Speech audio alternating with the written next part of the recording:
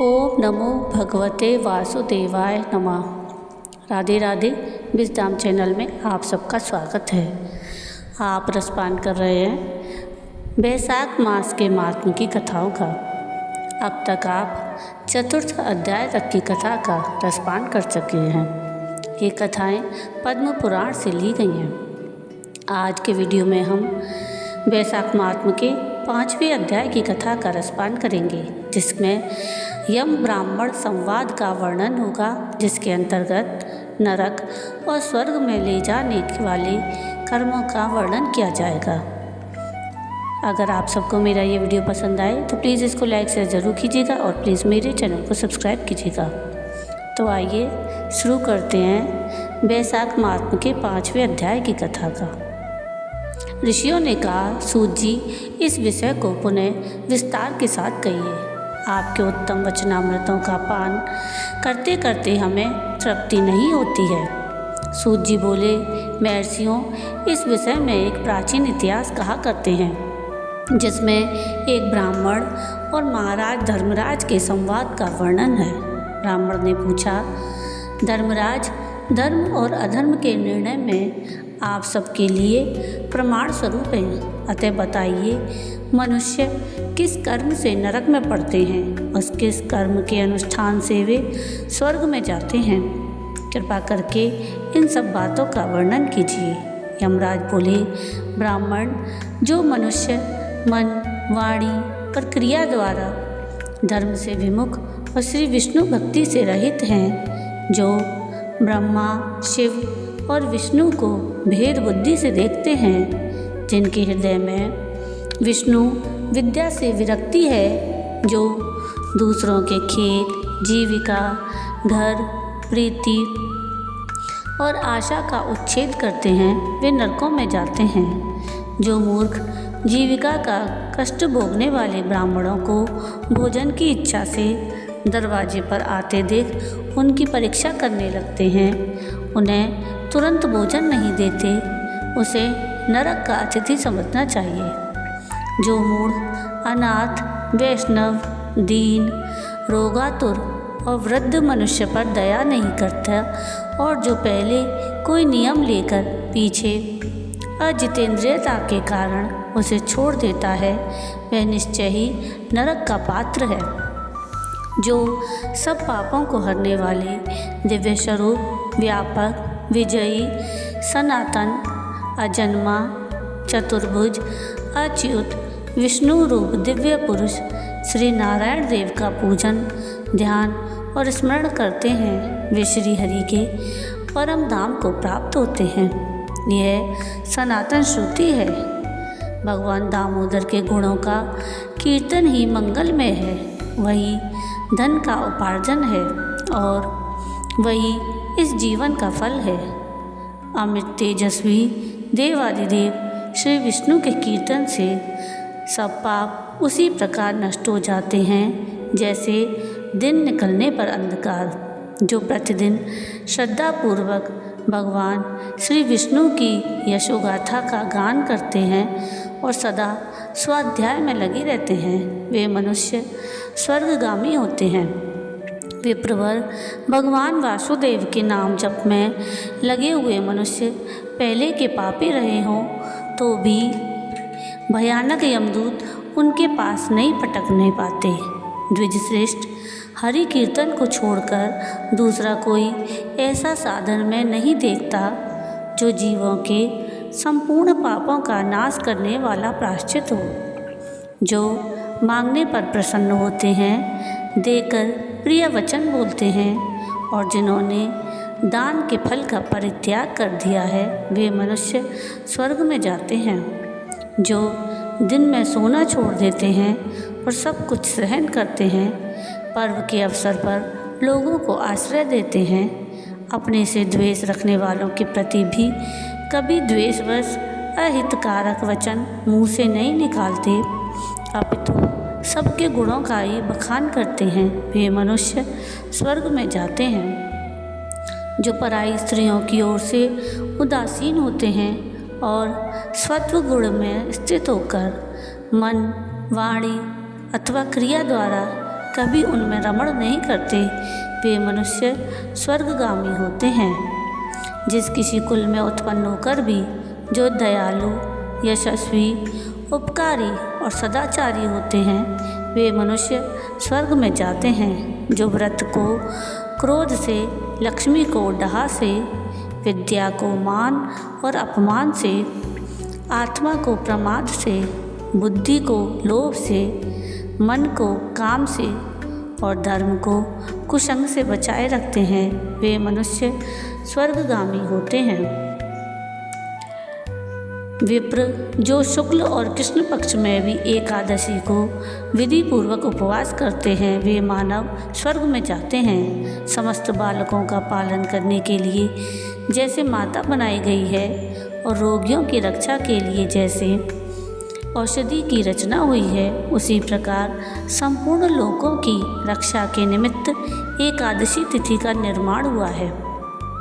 एकादशी व्रत के समान पाप से रक्षा करने वाला दूसरा कोई साधन नहीं है। अतः एकादशी को विधि पूर्वक उपवास करने से मनुष्य स्वर्गलोक में जाते हैं। अखिल विश्व के नायक भगवान श्री नारायण में जिनकी भक्ति है, वे सत्य से हीन और रजोगुण से युक्त होने पर भी अनंत पुण्यशाली हैं और अंत में वे वैकुंठ धाम में पधारते हैं। एक जो वेतसी, यमुना, सीता और पुण्य सलीला गोदावरी का सेवन और सदाचार का पालन करते हैं, जिनकी स्नान और दान में सदा प्रवृत्ति है, वे मनुष्य कभी नरक के मार्ग का दर्शन नहीं करते। जो कल्याणदायिनी नर्मदा नदी में गोते लगाते और उसके दर्शन से प्रसन्न होते हैं, वे पाप रहित हो महादेव के लोक में जाते और चिरकाल तक वहाँ आनंद भोगते हैं। जो मनुष्य चरमनवती यानी चंबल नदी में स्नान करके शौच, संतोष आदि नियमों का पालन करते हुए उसके तट पर विशेषतः व्यासाश्रम में 3 रात निवास करते हैं, वे स्वर्गलोक के अधिकारी माने गए हैं। जो गंगा जी के जल में अथवा प्रयाग, केदारखंड, पुष्कर, व्यासाश्रम या प्रभास क्षेत्र में मृत्यु को प्राप्त होते हैं, वे विष्णु लोक में जाते हैं। जिनकी द्वारिका या कुरुक्षेत्र में मृत्यु हुई है अथवा जो योग्याभ्यास से मृत्यु को प्राप्त हुए हैं अथवा मृत्यु काल में जिनके मुख से हरि इन 2 अक्षरों का उच्चारण हुआ है, वे सभी भगवान श्री हरि के प्रिय हैं। विप्र जो द्वारकापुरी में 3 रात भी ठहर जाता है, वे अपनी 11 इंद्रियों द्वारा किए हुए सारे पापों को नष्ट करके स्वर्ग में जाता है। ऐसी वहाँ की मर्यादा है। वैष्णव व्रत यानी एकादशी के पालन से होने वाला धर्म और यज्ञादि के अनुष्ठान से उत्पन्न होने वाला धर्म, इन दोनों को विधाता ने तराजू पर रखकर तोला था। उस समय इनमें से पहले का ही पलड़ा भारी रहा। ब्राह्मण जो एकादशी का सेवन करते हैं और जो अच्युत अच्युत कहकर भगवान नाम का कीर्तन करते हैं, उन पर मेरा शासन नहीं चलता। मैं तो स्वयं ही उनसे बहुत डरता हूँ। जो मनुष्य प्रत्येक मास में एक दिन अमावस्या को श्राद्ध के नियम का पालन करते हैं और ऐसा करने के कारण जिनके पितृ सदा तृप्त रहते हैं, वे धन्य हैं, वे स्वर्गगामी होते हैं। भोजन तैयार होने पर जो आदरपूर्वक उसे दूसरों को परोसते हैं और भोजन देते समय जिनके चेहरे के रंग में परिवर्तन नहीं होता, वे शिष्ट पुरुष स्वर्गलोक में जाते हैं। जो मृत्युलोक के भीतर भगवान श्री नर नारायण के आवास स्थान बद्रिकाश्रम में और नंदा यानी सरस्वती के तट पर 3 रात निवास करते हैं, वे धन्यवाद के पात्र और भगवान श्री विष्णु के प्रिय हैं। ब्राह्मण जो भगवान पुरुषोत्तम के समीप यानी जगन्नाथपुरी में 6 मास तक निवास कर चुके हैं, वे अच्युत स्वरूप हैं और दर्शन मात्र से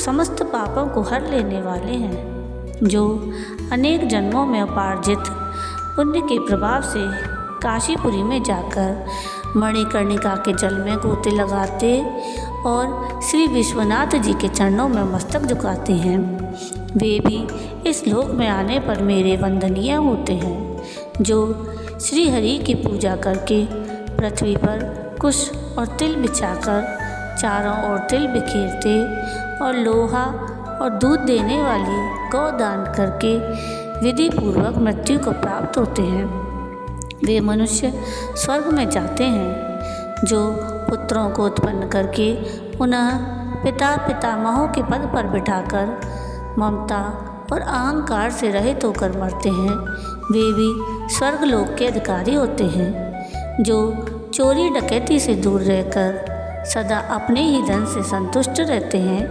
और अथवा अपने भाग्य पर ही निर्भर रहकर जीविका चलाते हैं, वे मनुष्य स्वर्गगामी होते हैं। जो स्वागत करते हुए शुद्ध पीड़ा रहित मधुर और पाप रहित वाणी का प्रयोग करते हैं, वे लोग स्वर्ग में जाते हैं। जो दान धर्म में प्रवृत्त और धर्म मार्ग के अनुयायी पुरुषों का उत्साह बढ़ाते हैं, वे चिरकाल तक स्वर्ग में आनंद भोगते हैं। जो हेमंत ऋतु यानी शीतकाल में सूखी लकड़ी, गर्मी में शीतल जल और वर्षा में आश्रय प्रदान करता है, वह स्वर्गलोक में सम्मानित होता है। जो नित्य नैमित्तिक आदि समस्त पुण्य कालों में भक्तिपूर्वक श्रद्धा श्राद्ध करता है, वह निश्चय ही देवलोक का भागी होता है। दरिद्र का दान, सामर्थ्यशाली की क्षमा, नौजवानों की तपस्या, ज्ञानियों का मौन, सुख भोगने के योग्य पुरुषों की सुख इच्छा निवृत्ति और संपूर्ण प्राणियों पर दया, ये सद्गुण स्वर्ग में ले जाते हैं। ध्यान युक्त तप भवसागर से तारने वाला है और पाप को पतन का कारण बताया गया है। यह बिल्कुल सत्य है, इसमें संदेह की गुंजाइश नहीं है। ब्राह्मण स्वर्ग की राह पर ले जाने वाले समस्त साधनों का मैंने यहाँ संक्षेप से वर्णन किया है। अब तुम और क्या सुनना चाहते हो? तो ये थी कथा वैशाख मास के महात्म्य के 5वें अध्याय की। आपको ये कथा कैसी लगी मुझे कमेंट करके ज़रूर बताइएगा, और अगर आपको ये कथा पसंद आई हो तो प्लीज़ इसको लाइक शेयर ज़रूर कीजिएगा और प्लीज़ मेरे चैनल को सब्सक्राइब कीजिएगा और कमेंट में राधे राधे ज़रूर लिखिएगा। वीडियो पूरा देखने के लिए थैंक यू। राधे राधे।